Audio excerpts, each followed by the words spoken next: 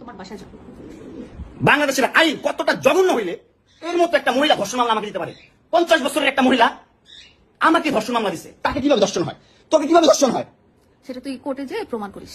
Court তো তোর কি না, তোর বাপের না কোর্ট? তোর বাপ আর্মিতে, তোর ভাই আর্মিতে, তোর জামাই আর্মিতে, তোর দুইটা তুমি তোর বাসায় কিভাবে আসছি বল?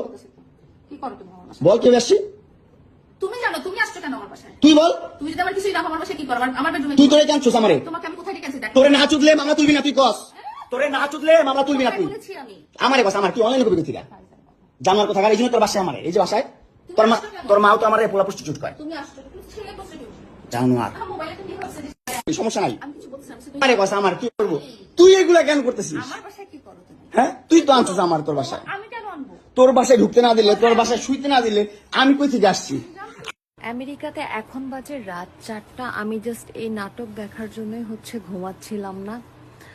আর কত রকমের যে নাটক দেখবো। তবে হ্যাঁ, লায়লা আর ওই যে কি বলে মামুনের থেকে মানুষের একটা শিক্ষণীয় কি জানেন, টাকার পিছনে ঘুরলে পুরো জীবন ধ্বংস হয়ে যাবে।